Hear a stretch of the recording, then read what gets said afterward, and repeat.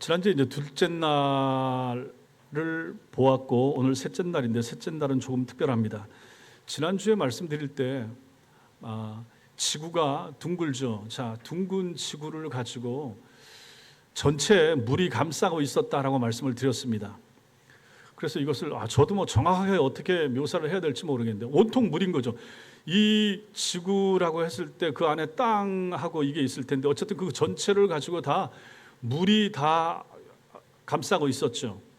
근데 여기 이제 말씀이 들어오게 되고 궁창을 내라 하니까 물을 아래의 물과 위의 물로 나누는 거죠. 이 위의 물이 궁창, 하늘, 우리가 보고 있는 지역은 하늘 위로 물층이 있었고 땅에 이제 땅은 아무것도 안 보이는 상태에서 물이 있었죠.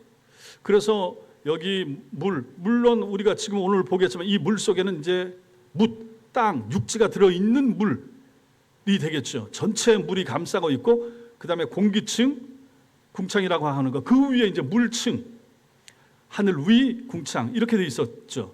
그러다가 이제 이것이 노아의 홍수 때 하늘에서도 그 물이 빠져나오고 하면서 그 물이 이제 열버지고 지금 상태에 우리가 보는 이 대기권으로 이루어진 것으로 그렇게 생각할 수가 있다라고 말씀을 드렸습니다.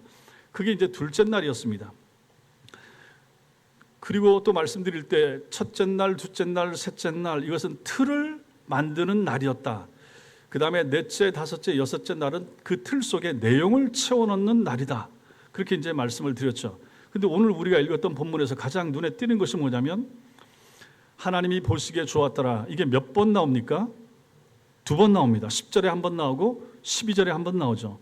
같은 말이 반복된 거 아니에요. 상황이 다른데 좋았더라 되는 거죠. 첫 번째는 땅과 바다가 나뉜 것에 대한 기쁨으로 좋았더라. 두 번째는 그 땅과 물과 나무가 솟아난 것에 대한 기쁨으로 인한 좋았더라. 이렇게. 그렇다면 하루 안에 이 두 가지 창조가 담겨 있는 날이 셋째 날 이렇게 볼 수가 있습니다. 지금까지 하나님의 창조는 계속해서 나누는 그러한 작업이었죠. 첫째 날 빛과 어둠을 나누고, 둘째 날 하늘 위의 물과 하늘 아래의 물로 나누고, 근데 오늘 셋째 날에는 이 나눔에서 한 걸음 더 나아갑니다. 물과 땅을 나누신 다음에 그 땅에서 곧바로 생명이 솟아나게 하는 작업까지 셋째 날 벌어지더라 하는 것이죠. 나누는 것에서 그치지 않고 그 나눈 자리에 생명을 채우시기 시작한 거죠.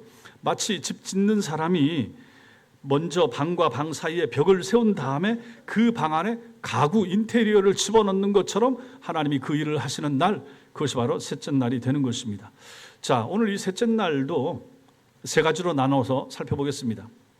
첫째, 감추어진 것을 드러내시는 하나님입니다. 이게 이제 9절이죠. 9절. 천하의 물이 한 곳으로 모이고 묻이 드러나라 하시니 그대로 되니라. 하나님이 물에게 명령하십니다. 지금 이 상황을 아셔야 돼요. 그 궁창이 있고 위에 궁창 위에 물 있고 궁창 아래 물만 있는 거예요. 이 상황에서 지금 하나님이 명령하시는 거죠. 천하의 물이 한 곳으로 모이고 땅이 드러나라. 육지가 드러나고 물은 물대로 모이라. 이 명령을 하신 거예요. 그리고 그 물이 물러난 그 자리에 이제 땅의 모습이 보이기 시작합니다. 여기서 중요한 것은 이 장면이 땅이 새로 생겨나는 것이 아니죠. 땅이 어디 있었다고 그랬습니까? 물 속에 이미 잠겨 있었던 거죠. 겉으로 보이지는 않지만은 물 속에 감추어 있던 땅이 드러나는 장면이 되는 거죠. 그 물이 물러나자 땅이 드러나는 것입니다. 이 장면은 성경에서 계속해서 반복되는 하나님의 모습 하나를 보여줍니다. 그 모습이 뭐냐? 하나님이 하시는 일인데 뭐냐면 감추어졌던 것을 드러내시는 하나님, 이걸 여기서도 보는 거죠. 때가 되면 하나님이 드러내시더라, 감추었던 것을 나타내시더라 하는 것입니다.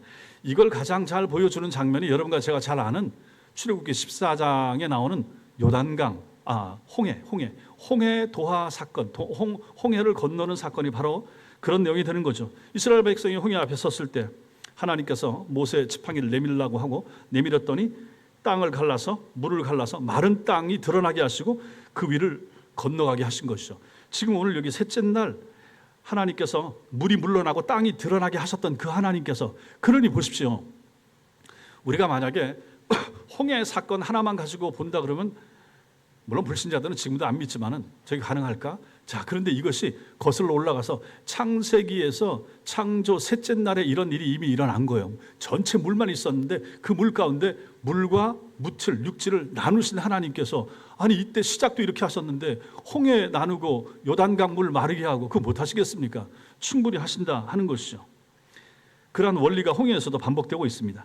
자, 그래서 이사야서 43장 16절이 이렇게 말합니다. 찾지 마시고 바다 가운데 길을 큰 물 가운데 지름길을 내시고 하나님은 이렇게 하시더라 하는 것이죠. 하나님의 능력 가운데 이런 것은 충분히 가능하다. 우리는 이걸 믿어야 되는 거예요. 그 다음에 10절 보십시오. 10절에 하나님께서 여기도 보면 하나님이 묻을 땅이라 부르시고 이름을 붙이죠. 땅하고 이름 붙이죠. 모인 물을 바다라고 이름을 붙이신다. 이름 붙이는 것도 이 앞에서도 이미 우리가 한번 살펴보았죠. 4강에서 보았죠. 이름 붙이는 것은 세상을 다스리고 세상을 만들고 창조하신 분만이 하실 수 있는 일이 이름 붙이는 거예요. 장명 작업이 되는 거죠. 땅도 바다도 하나님이 그렇게 하시는 거죠. 모두 하나님의 것입니다. 그래서 하나님이 이름을 붙이는 거예요. 이거 물, 바다, 이거 땅, 육지. 이렇게 하나님이 이름을 붙였습니다. 그리고 이 순간 둘째 날 없었던 그 말씀이 다시 들립니다. 그게 뭐냐면 하나님 보시기에 좋았더라. 둘째 날은 보시기에 좋았더라. 없었다 그랬죠. 그래서 창조가 완성된 것이 아니고 진행되는 과정이었기 때문에 굳이 하나님이 좋았더라. 아니 아무것도 완전히 이루어진 것이 없기 때문에 좋았더라 안 하셨는데 오늘 지금 이제 이루어진 거죠. 그러니까 하나님이 보시기에 좋았더라. 그 말씀을 하신 것으로 이렇게 볼 수가 있습니다. 그리고 땅이 드러나고 바다가 자리를 찾자 이제 하나님이 기뻐하셨다. 이 내용을 보는 거죠. 자, 이걸 가지고 이제 우리 성도의 삶 가운데도 적용할 수가 있습니다. 여러분과 저의 인생에도 물에 잠긴 것 같은 그런 시간들이 있습니다. 성경을 이렇게 해석하고 적용할 수가 있다 하는 것이죠. 물에 잠기면 안 보입니다. 아무것도 안 됩니다. 나누어지지 않고 혼돈스럽고 이런 순간들이 있는 거죠. 그런 순간들이 여기처럼. 그런데 하나님께서 이걸 가지고 방향을 잡으시더라 하는 것입니다. 하나님이 말씀하시니까 물이 갈라지고 물과 바다가 나뉘고 하나님이 정돈하시고 하나님이 선을 그으시니까 명확하게 살 수 있는 환경이 되더라 하는 것이죠. 여러분과 저의 인생에서 물에 잠긴 것 같고 내가 할 수 있는 게 없어 보이고 캄캄하고 어둡고 경계가 안 보이고 여기에 선을 그으시고 살게 하시고 회복되게 하시고 고치시고 하는 분이 계시다. 그분이 누구신가? 하나님이시다. 우리는 이렇게 이 창세기 1장에 나오는 이 셋째 날에 이렇게 가르치고 정하시고 이름을 붙이시는 하나님을 가지고 우리 삶에도 그대로 가지고 와서 충분히 적용 가능하더라 하는 것입니다. 이것은 막연한 위로가 아니죠. 여기 창세기 1장부터 시작해서 계속해서 이어지는 하나님의 일하심, 하나님의 한결같은 성품이 바로 이렇게 되는 거죠. 하나님은 경계를 정하시는 분, 하나님은 분류하시는 분, 하나님은 살게 하시는 분, 하나님은 우리에게 유익이 되게 하시는 분.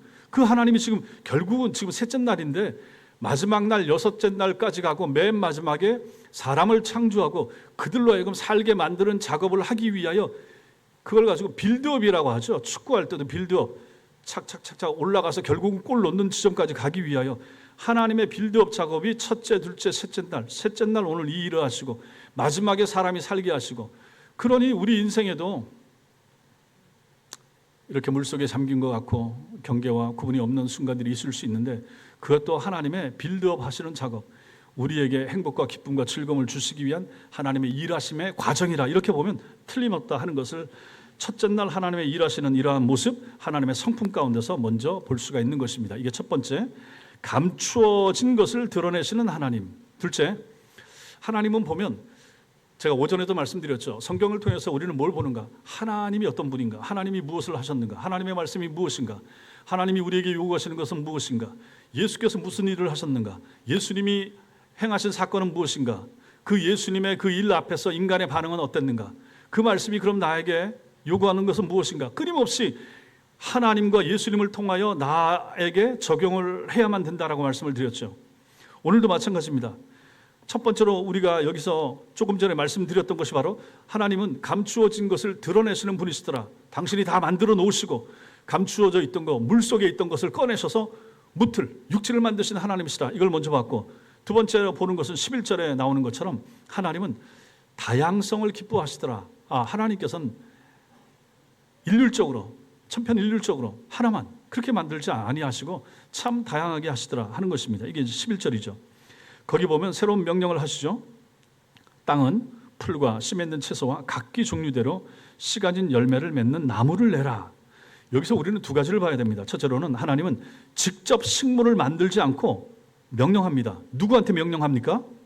땅에게 명령하죠. 땅에게 뭐라고 명령하십니까? 땅은 내라. 만들어내라. 땅은 풀과 씨 맺는 채소와 각기 종류대로 씨 가진 열매 맺는 나무를 내라. 땅은 내라. 하나님께서 땅을 그냥 도구로만 사용하신 것이 아니라 땅한테 어떤 능력을 부여해 줬다는 얘기예요. 땅 속에, 우리가 지금 밟고 있는 이 땅 속에, 이건 어렵지 않죠. 씨앗이 그냥 생기는 게 아니잖아요. 땅 속에서 영양분과 수분과 이런 것들이 결국은 그 씨앗이 발화할 수 있도록 역할을 감당하니까 그 일이 일어나는 거죠. 마찬가지입니다. 하나님은 땅을 단순히 수동적인 도구로만 쓰지 아니하시고 땅 안에 생명을 내는 능력을 심어 두신 것입니다. 그 능력을 통해서 일을 하시더라 하는 거죠. 아니, 땅 같은 무생물이 무슨 일을 한다고? 그런데 하나님은 실제로 그렇게 하시더라 하는 거죠. 지금 풀과 나무가 자라고 꽃이 자라는 거 전부 다 땅 속에 있는 것을 영양분을 끌어당기고 먹고 수분을 땡겨서 지금 꽃이 피고 나무가 생기는 것처럼 마찬가지라 하는 것이죠. 하나님이 땅 속에 생명을 내는 능력을 심어두셨다. 피조물이 하나님의 창조 사역에 함께 참여할 수 있도록 일하시는 분이 하나님이시라 하는 것을 여기서 봅니다. 또 하나 둘째로는 여기서 식물이 보니까 11절을 보니까 한 가지만 있는 게 아니죠.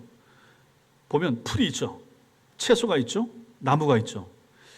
이게 그냥 의미 없이 이런 것을 하나님이 여기다가 모세를 통해서 적어 놓으신 것이 아닙니다. 풀, 채소, 나무 세 가지로 다르게 만드시더라.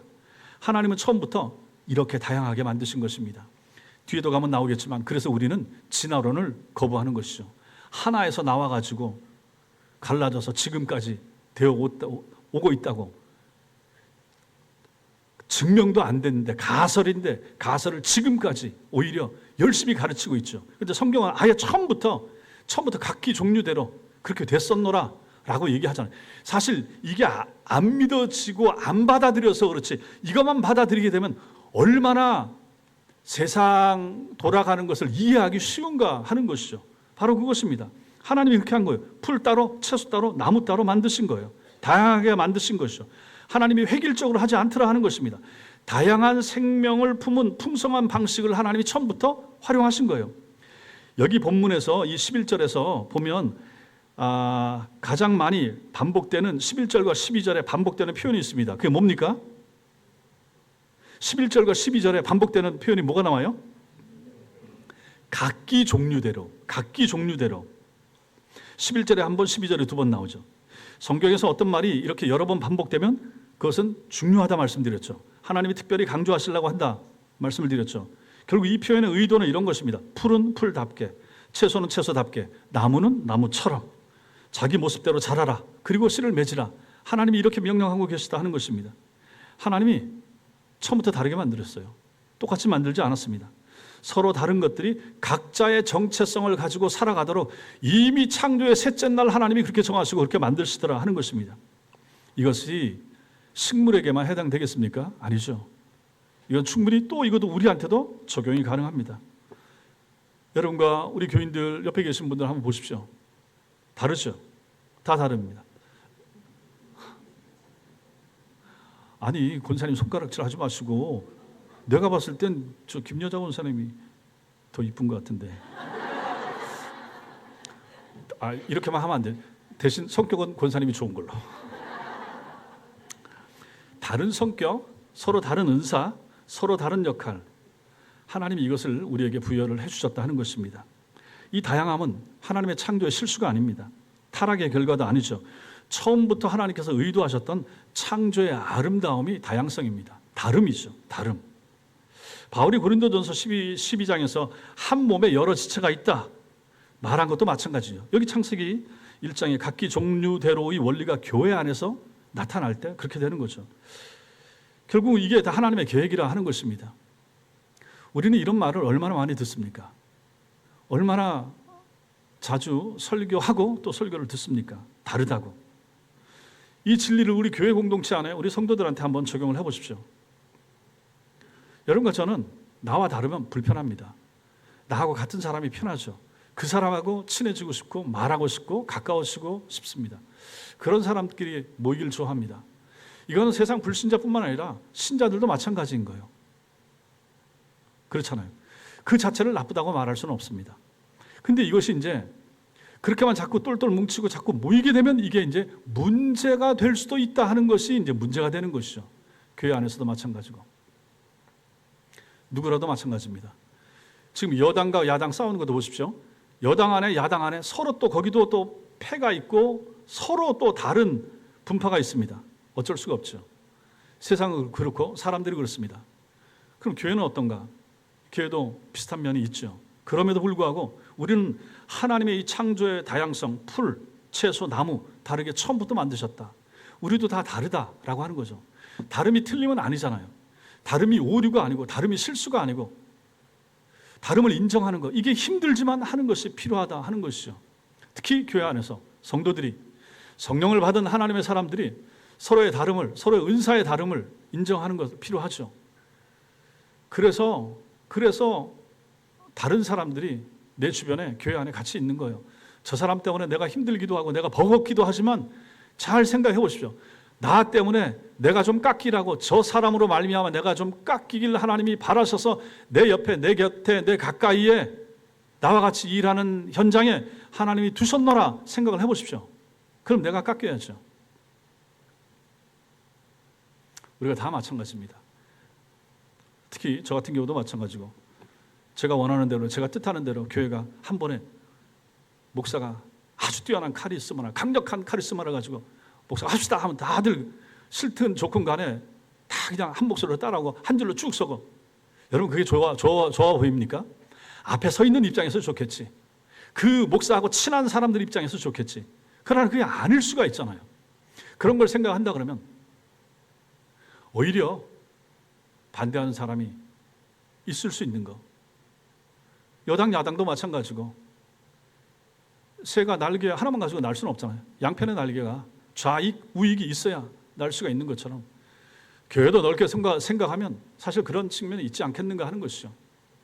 일률적으로 한 번에 다 이렇게 합시다 해서 아무 불평 불만 없고 따라가면 좋아 보일 수는 있지만 그것이 과연 정상적인 모습일 것인가 생각해 보면 다른 사람 목소리 듣는 것도 필요하고 중요합니다. 저도 그렇게 하려고 노력을 합니다. 다른 사람의 목소리 듣습니다. 다른 장로님들의 다른 의견 들으려고 합니다. 그럼 저만 그렇습니까? 여러분도 그렇게 하셔야 됩니다. 장로님들도 마찬가지고, 권사님들도 마찬가지고, 기관도 마찬가지고, 구역장님들도 마찬가지고, 나한테 좋은 소리 해주는 사람, 잘했어요, 좋아요, 목사님 최고예요, 목사님 같은 분 없어요, 설교 제일 잘해요, 좋겠습니까? 그걸 좋아라 하면 그 이상해지는 거지. 더 잘못될 가능성이 많아지는 것이지. 오히려 반대하고 오히려 좀 딴지도 걸고 하는 사람이 있어서 그것 때문에 우리 교회는 없길 바라지만 그것 때문에 힘들어하고 아파하고 하면서 기도하면서 더 하나님 앞에 서게 되고 가까이 가게 되고 이렇게 되지 않겠습니까? 근데 살아보면 실제로 그게 현실입니다. 그게 현실이에요. 그러므로 성도 여러분, 나하고 다른 사람 때문에 전도회 안에, 구역 안에 같이 일하는 성도들 가운데서 나와 다른 목소리 낸다고 해서 배척하거나 따돌리거나 그렇게 할 필요 없습니다. 또 교회 안에서는 그럴 수 없습니다. 저도 마찬가지고 앞으로도 그렇게 할 것입니다. 다 품을 수 있어야 됩니다. 예수 그리스도의 은혜 안에서, 성령이 주시는 힘 안에서, 이것은 제 진심으로 하는 얘기고 앞으로도 정말 그렇게 할 것이고, 저도 안 돼요. 잘 안 됩니다. 안 되기 때문에 같이 하자고 제가 이 말씀을 드리는 거예요. 여러분도 마찬가지입니다. 다양성이 필요합니다. 배경이 다르고 들은 게 다르고 배운 게 다르고 신앙생활을 한 배경이 다르기 때문에 다른 얘기를 할 수 있죠. 그러나 남의 소리 귀 기울이셔야 됩니다. 그리고 그분의 의견을 들어줘야 됩니다. 무시해서 안 됩니다. 입 다무세요. 우리는 그거 안 합니다. 이렇게 하지 말으셔야 된다 하는, 이게 저한테도 하는 얘기고요. 그래서 오늘 이 말씀을 준비하면서도 마찬가지, 풀과 채소와 나무, 참 하나님께서 다양하게 처음부터 이렇게 만드셨구나. 은사가 다르다. 잘할 수 있는 능력을 가진 분들 해야죠. 그래서 이제 어제도 오성경 수료했습니다. 이분들은 일단 성경을 그렇게 공부한 거죠. 그럼 이분들이 뭘 할 것인가? 그래서 이제 어제 한 번 일단 교사 한 명 확보. 집사님 수고하셨습니다. 내년에 교사 같이 한번 하시죠. 예, 생각해 보겠습니다. 이렇게 이게 은사의 개발이라고 하는 거, 또 그분이 잘하시고 또 할 수 있는 거, 늘 같은 일만 늘 반복적으로 그렇잖아요. 이게 참 고민이 되는 지점이기도 해요. 유치부 교사들도 마찬가지고 초등부 교사들도 마찬가지고 늘 연말 되면 저도 고민하죠. 이분이 잘한다고 해서 늘 이것만 하게 할 것인가? 본인이 잘하고 좋아하고 하기도 한데 다른 거 하고 싶잖아요. 근데 교회 입장에서는 잘하는 분이 계속 하세요 이럴 수 있잖아요. 좀 다른 거 해보고 싶은데, 교사하다가 찬양대도 하고 찬양팀도 하고 싶은데 당신은 그런 은사가 있는 것 같아. 애들 잘 다루는 거니까 그것만 하세요. 이미 20년째 30년째 하고 있는데 몇 년까지 더 하라고요. 바꿔볼 수 있죠. 정말로 전 그렇게 생각합니다. 연말 돼서 저한테 찾아와 주세요. 얘기를 해주세요. 내년에는 이쪽에서 좀 하고 싶습니다. 일단 그분의 의견을 반영해서 가장 먼저 그걸 참조해서 하도록 하겠습니다. 아니 그분이 잘한다고 해서 늘 그것만 하게 하는 것도 이게 아니잖아요. 다양성이 필요하고 순환되는 것도 필요하고, 교회가 그렇게 하면서 얼마나 좋은 교회가 되려고, 얼마나 많은 교회, 얼마나 많이 모이는 그러한 교회가 되고 싶으냐, 가끔씩 제 마음속에 그런 마음이 들기도 해요. 욕심이 막 일어날 때도 마찬가지입니다. 그때도 마찬가지. 그래서 뭐 하려고? 그렇게 교회가 300명 되고 500명 되고 만약에 1000명 된다고 했을 때 그렇게 해서 네가 하고 싶은 게 뭔데? 이런 마음이 드는 거죠. 그럼 사실 거기서 하나님 이렇게 하려고 하고 금방 대답 나오는 게 없어요. 내 욕심이 아닌가 이런 생각이 들 때도 있는 거죠. 그러므로 마찬가지입니다. 교회가 건강하고 다양성 있게 안정적으로 성도의 질이 좋아지는 것이 필요하고 중요한 거 아니겠습니까? 오전에 말씀을 나눴던 것처럼 은혜 충만한 성도들이 서로 기뻐하면서 즐거워하면서, 아니 좀 그렇게 많이 안 모이면 어때요? 아니 뭐 150명 모이면 어떠고 200명 모이면 어떠고 꼭 2000명 돼야 됩니까? 그런 교회 제가 있어 봤잖아요. 그것도 머리도 아프고 할 일도 너무 많고 복잡하더라고요. 그냥 하나님께서 우리에게 허락하신 이 장소에서 이만큼 할 수 있는 범위 내에서 크게 욕심내지 말고, 무슨 선교를 하면 무슨 뭐 5대양 6대주 다 선교사 파송해야 되고 단독 파송 선교사 있어야 되고 100만 원씩 200만 원씩 꼭 보내야 되겠습니까? 우리가 할 수 있는 범위 내에서 크게 욕심내지 말고, 점점 시간이 지나면서 저도 그렇게 생각을 하는 거죠. 욕심을 내다가 결국은 문제가 생기고 탈이 생기더라고요. 할 수 있는 범위 내에서 차근차근 사람을 세우고 사람을 키우고 우리 다음 세대를 양육하고 이러면서 반듯하고 좋은 교회를 이루는 것이 필요하고 중요한 게 아닌가 이런 생각을 하는 거죠. 그러려면 다양함이 모여야 되는 거죠. 다양성이 있을 때 하나님께서 의도하신 온전한 그림이 완성되게 되는 것입니다. 그래서 다름을 인정하는 것, 다름이 틀림이 아니다. 저 사람이 틀린 말을 할 수 있어요. 근데 그분 입장에서 그 말을 할 수밖에 없을 수도 있잖아요. 내가 봤을 때 틀리지 그분 봤을 때 그분 배운 배경이나 환경에서는 그분이 그렇게 말할 수도 있잖아요. 이것을 내가 한 번 더 한 템포 늦추면서 입장을 생각해 보면 이해는 될 수 있죠. 그리고 이 다름과 이 다름이 얘기를 통하여 어떤 또 다른 결과물을 도출해낼 수 있게 되면 얼마나 좋겠습니까? 여러분이나 저나 우리 교인들이 다 궁극적으로 원하는 것은 하나님 나라, 하나님 영광, 하나님의 뜻의 성취, 이거 아닙니까? 그것을 위해서 하자고 하면서 다툼과 갈등과 내 의견, 내 주장만 주장하면 그게 꼭 진리라고, 그게 꼭 답이라고, 그게 정답이라고, 그건 누가 말합니까? 기본적으로 제가 계속 말씀드리죠. 이건 목사인 저한테 가장 먼저 해당되는 것이라 하는 것이죠. 그러면서 좀 늦더라도 더디더라도 하나님이 원하시고 기뻐하시는 방향으로 가자. 그게 하나님이 원하시고 기뻐하시는 그림이고 모습이라 하는 것을 생각합니다. 이게 바로 두 번째, 풍성한 다양성을 기뻐하시는 하나님. 여기서 제가 발견하고 제가 같이 나누고 싶은 그러한 내용이 되는 것입니다. 세 번째, 오늘 말씀에서 우리가 마지막으로 중요하게 볼 수 있는 것은 하나님은 생명을 이어가게 하시더라 하는 것입니다. 생명을 이어가게 하신다. 여기 보면 중요한, 오늘 본문에서 반복되는 중요한 단어가 또 하나 있습니다. 짧은 단어가 하나 있는데 뭐가 있습니까? 예? 짧은 단어. 씨. 그렇죠. 씨. 씨. 씨 맺는 채소. 씨 가진 열매 맺는 나무. 이 표현이 계속 나오죠. 하나님은 식물을 만드시는데 씨를 가진 식물로 만드시더라 하는 거죠. 이게 왜 중요합니까? 씨가 왜 중요합니까? 씨 속에 생명이 담겨 있기 때문인 거죠. 그렇죠. 씨 안에 다음 생명이 그 안에 배태되어 있는 거예요. 하나님은 풀과 나무를 한 번 만들고 끝내신 것이 아니라 그 안에 씨를 심어 두심으로써 그 생명이 그 다음 이어지고 번성하도록 만드셨다 하는 것입니다. 이게 중요한 지점이 되는 거죠. 계속해서 이어지는 살아있는 하나님의 창조 행위가 씨를 통해서 이어지도록 하나님이 정하신 것입니다. 그리고 보세요. 이 씨가 왜 중요하냐? 씨를 가지고 예수님이 즐겨 사용하신 이미지가 이 씨에서 나오기 때문에 그렇습니다. 씨 뿌리는 자의 비유, 마태복음 13장 앞부분에 뒤에 겨자, 씨 비유, 이게 다 마찬가지입니다. 그걸 얘기하는 거죠. 즉 예수님께서 하나님 나라를 설명하실 때 자주 씨를 예로 들어서 설명하시더라 하는 거죠. 하나님 나라도 결국은 씨처럼 작게 시작해서 스스로 자라고 번성하여 커지고 나중에 새가 깃들 정도까지 되게 하시더라 하는 것입니다. 그 씨 뿌리는 그 비유의 그림의 뿌리가 바로 오늘 본문에 여기서부터 나오는 거죠.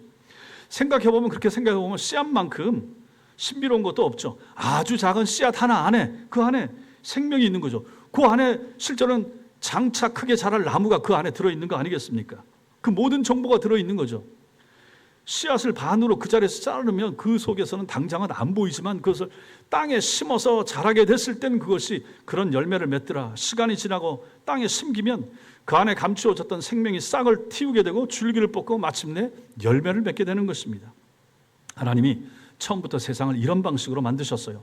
겉으로 보이는 것이 전부가 아니라 그 안에 감추어진 생명이 때가 되면 드러나는 방식으로 하나님이 일을 하시더라 하는 거죠.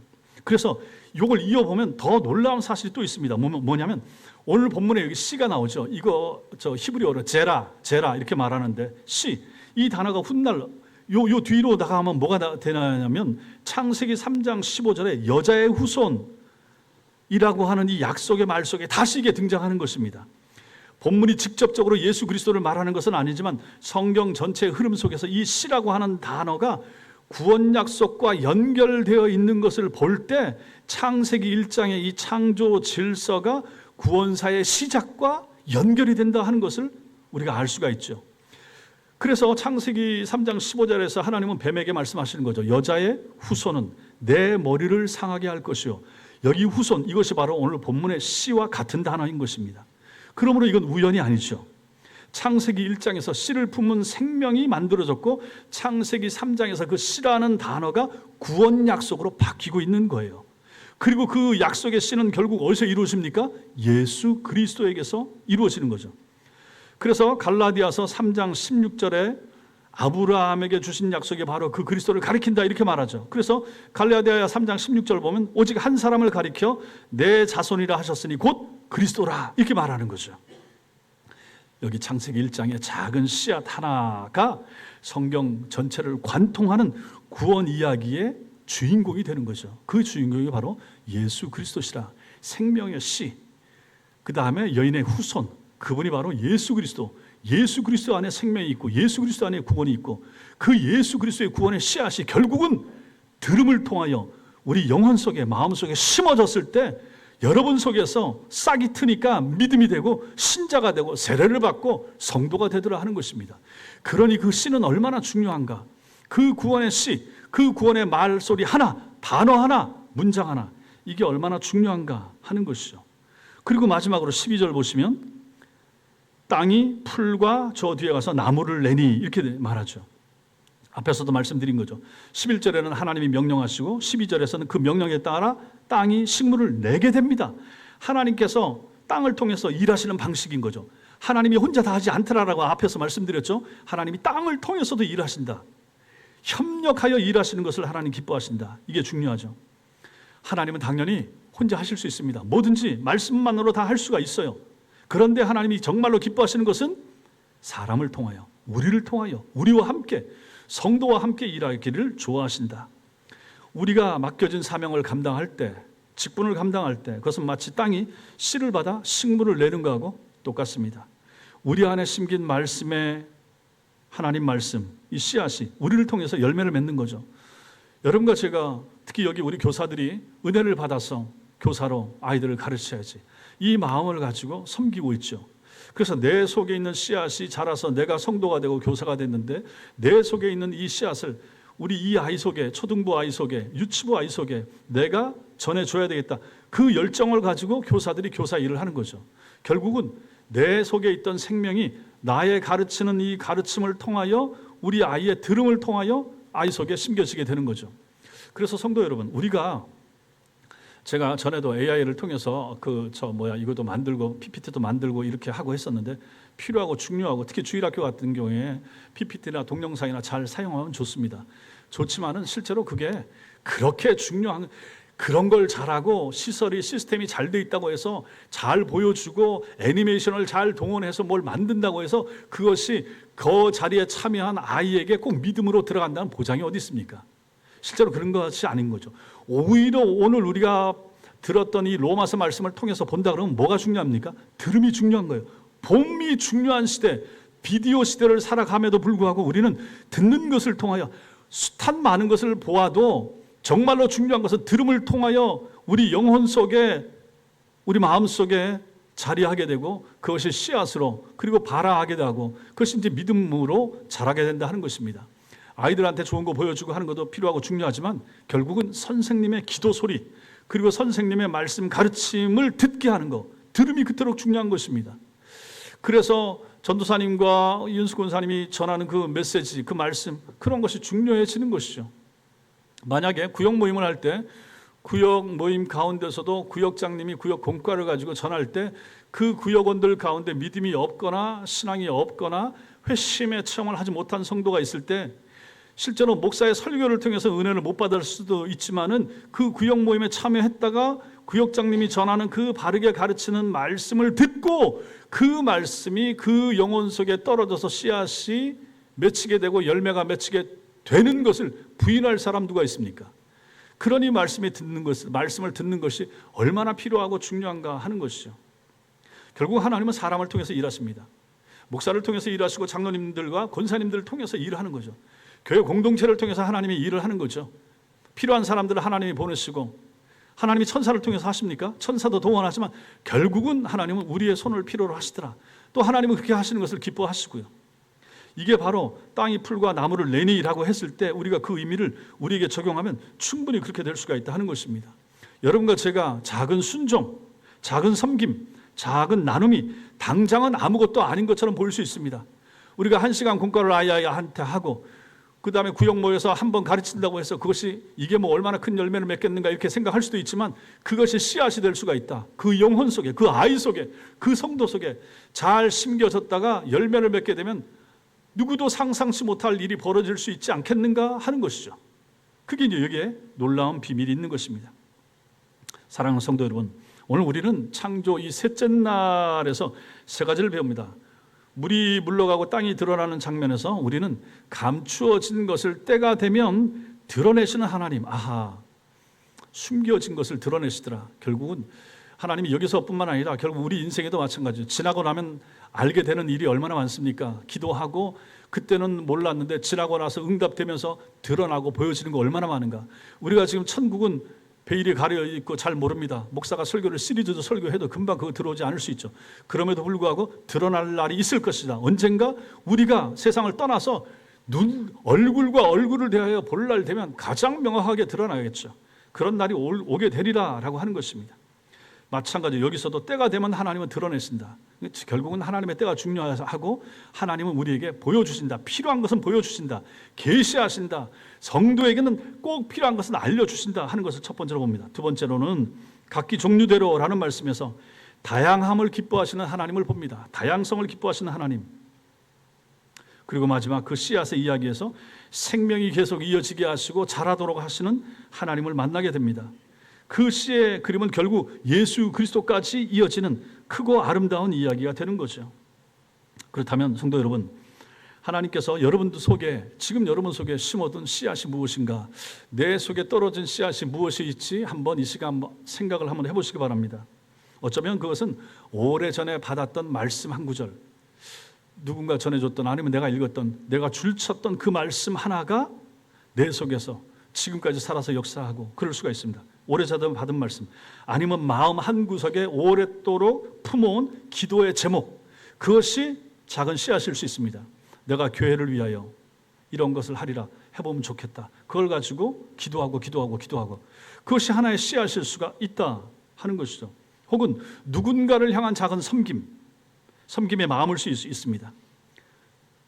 섬기고 싶고 내가 할 수 있는 범위 내에서 섬겨보고자 하는 마음일 수가 있고, 그런 거. 아직 열매가 보이지 않는다고 해서 그 씨가 없는 것은 아니죠. 땅 속에 있는 씨앗은 겉으로는 보이지 않습니다. 그러나 그 씨는 살아있죠. 여전히 살아있죠.